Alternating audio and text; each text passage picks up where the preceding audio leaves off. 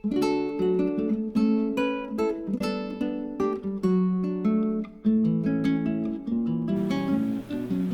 guys, we're back inside, and this is my little kitchen here at Rose Tree Interiors. You may be wondering why we're here. Well, table space at the big house is very limited. So this is the arrangement that I had on my fall farmhouse tablescape, and as you can see, it's far too big for my tiny little kitchen. I'm going to show you how to make this arrangement, but in a smaller version. For those of you who don't have a huge space like I did outside, and you may not have a sumo wrestler in the family to lift this huge urn. So let me show you the other options. Okay guys, now you can see basically these are the bare bones of what we're going to need to make the arrangement. We're going to start with an urn, and I know this is sort of a formal urn, but I like the shape of it, how it has the small neck, and with a pumpkin on top, it's just a nice contrast. However, if this is too formal for you, you can do something in metal, you can do a bucket type container, you could do even a square planter. It could be square or round for this arrangement, and it doesn't have to be an urn. I just like this shape. Also, if you don't have a pick machine like I do, then you're going to need floral tape, you're going to need some picks, and I'm using a bush here. This is a bush that has wheat and what I call weeds. And the trick to using bushes is they're going to need to be cut apart. Now I've already cut the center of this bush out, as you can see. Now I use these pieces this size for the large arrangement, but that's still going to be too big for this size, so we're going to cut these down some more here in a minute. You're going to need some snips and the little cotton wreath. This is optional. You don't have to have one of these, but it's handy if you do have one. I use a larger one in the large arrangement, but if you have one of these, that's great. Of course, you're going to need foam and moss. And then I've also got some cotton stems. I've already shortened these off for the other arrangement, and we're probably going to want to shorten them down even a little more. Okay, so let me clear the table and we'll take it step by step. Now that you've selected a container, I've put foam in first, and then I've put probably a quarter block just to make a little step up to have a little platform for the pumpkin to sit on. And basically we're just making a nest around the pumpkin. This is very simple. It's really not even any design element really to it. It's very simple. And so we're going to first start with a little cotton wreath. And I'm just going to nestle it here around the foam. And like I said, if you don't have a wreath, it's not required, but I had one, so it just kind of helps to fill in the gaps. Okay, now that we've got that in, we can start putting in some of our bush. I was going to show you first, of course I have the pick machine, and this is a steel pick, and my machine puts these on. They're wonderful, they're very dangerous and sharp. I've cut myself numerous times, but the purpose that a pick serves is if you want your arrangement to be permanent, it prevents everything from turning and spinning in the foam. And so rather than have something round that will spin, it will go flat, and it makes it harder for it to spin. However, sometime when I'm doing a temporary arrangement, maybe it's just going to be for a holiday, you don't even have to use picks if you're going to pull it apart later. However, if you want it to be a permanent arrangement, it's best to use picks, and probably you guys don't have the steel pick machine, and so I'll show you a wood pick. I haven't used these, gosh, in ages, but I bought these just for you guys. And basically, we're going to start here with the bush, And like I said, I've already cut the center out. Most bushes, if you look at them, there's different segments in them. See, here's a segment here, here's a segment here. This one has one segment. We might count that as one. So this has about 3 segments. I'm going to cut these segments. A lot of people make the mistake of just sticking a whole bush in something and it's too big.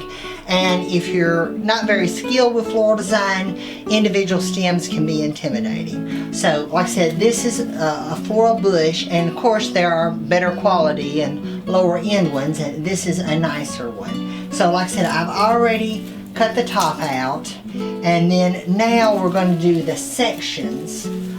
We're just going to take them apart, and like I said, you get down to this here, and you can use your snips to snip them. But the wooden pick has this little wire. You just take the wire and go around it like that. And now you take your florist tape and just go around the stem. This is a little time consuming, but if you want your arrangement to last for years, it is really necessary. And depending on how tight that feels, you know, you can go around it a couple times, but this right here should do. So let me clear these out of the way.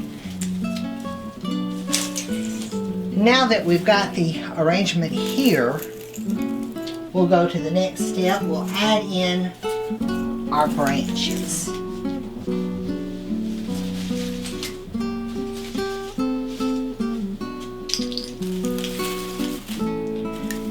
Okay, and when I put these in, I'm going to do some at a downward angle and some at an upward angle.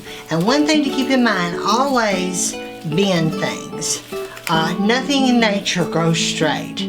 Everything bends and curves toward the sun, so be sure and bend everything. It takes time, but it's the difference of things looking natural and realistic. See, I'm just bending all the stems. You'd be surprised how many things from Flourish I've saw where they put everything in perfectly straight. Now see, I put that one down. This one here, I'm going to do it a little more upward angle.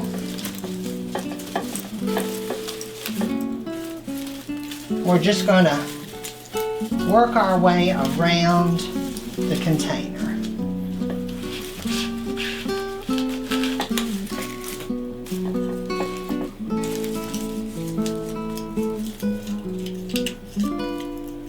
This has got weed and some little foliage and some cotton. I guess they're the hulls. And little mini pine cones are in here too.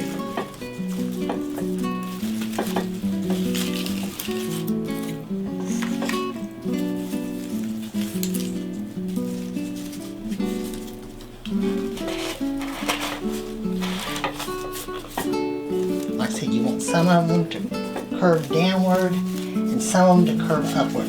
And the reason I don't have the pumpkin on yet is if you put the pumpkin on first, things don't curl up around it quite as well. So I like to add the pumpkin in last. Like I said, some going up, some going down.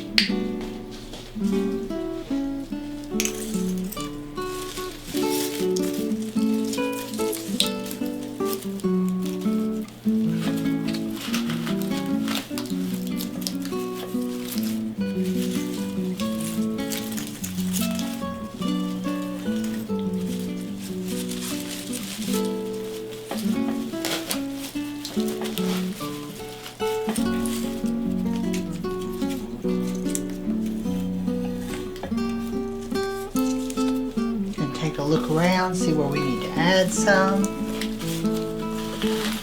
Like I said, you just want it to be random and not very precise.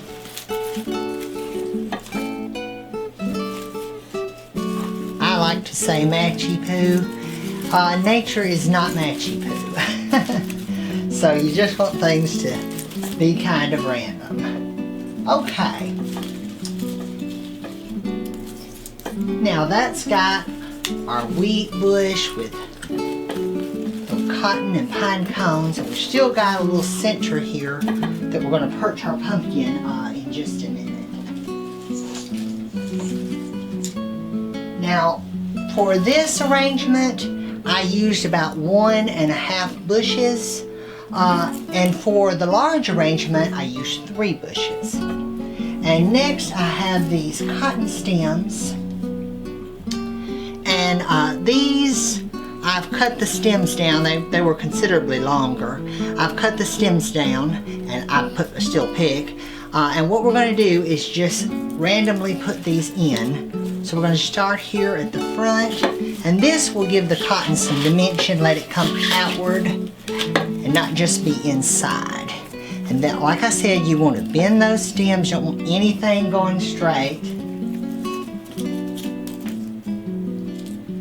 Also, be sure and remove the price tags. You'd be surprised how many people have brought me arrangements that they bought other places, wanting them redone, and there were price tags in them. So that one there we put a little higher. This one we're going to put a little lower. Once we get it in, we're going to start bending. Let them cascade downward. Okay, there's 2. I'm aiming for 5. I had 7 in the large arrangement. So let's see if 5 will go. I'm not a stickler for numbers. Some people think, you know, you have to have 3, it has to be odd numbers. And I really don't stick to that rule very much. I just go until it looks good to me. But at this point, it's kind of like cooking. A person that doesn't have to measure. They've cooked so long, they just put a little of this, a little of that, and they can make things. It's kind of that way with me and floral design. It's kind of like breathing. It's hard to tell you exactly how to do it. I just do it.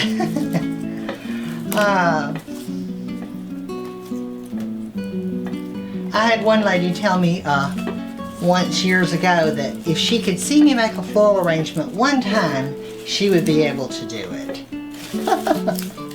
I kind of highly doubt that, but practice makes perfect. See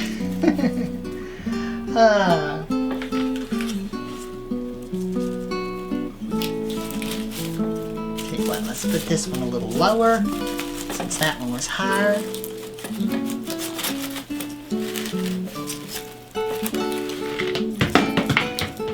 Whoops, there went my pumpkin.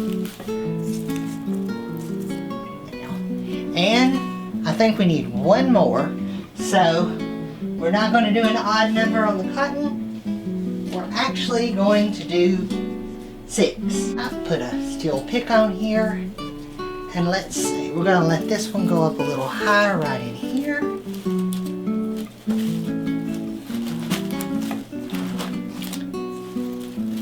And we're going to pull some of them down, some of them up. Okay, there we go. And now it's time for the pumpkin. And like I said, if this is going to be a permanent arrangement, you can use, this is a wood shish kebab skewer. You can just put it in the bottom of the pumpkin and then put it down into the foam. Maybe a little hot glue. But since I'm going to be tearing this apart later, this is not permanent. I'm not going to worry about that. And so we'll just perch our little pumpkin right in the top. Just like that. Now also guys, if you want to do a real pumpkin, these are sort of the lady pumpkin style, these little squatty pumpkins. You can do a pumpkin that's a little taller, it doesn't have to be the squatty size. But this is a faux pumpkin. If you want to do a real pumpkin, That's perfectly okay. A lot of people don't realize you can mix the faux silks with real things. So you could perch a real pumpkin here too if you wanted to. But since we did ivory on the other table, I thought we would do this pretty bronze colored pumpkin to change it up just a little bit. But whatever suits your fancy. And there we go. A beautiful centerpiece that you can use for your fall table. You might say a fancy fall centerpiece. And also, I'll show you in the future, there are other ways to recreate this particular arrangement. At Christmas time, I've used a Christmas wreath here in place of like the cotton wreath, and I put a large round ornament here in the top, kind of like a kissing ball, and then have berries coming out. You can also do an Easter version. You could do a large Easter egg and then have spring flowers and little spring weeds and grasses coming out. Or actually, instead of an egg, you could do a bunny. You could do the bunny in the center where the pumpkin is, and then have all your little small spring flowers coming out, and maybe even put little Easter eggs.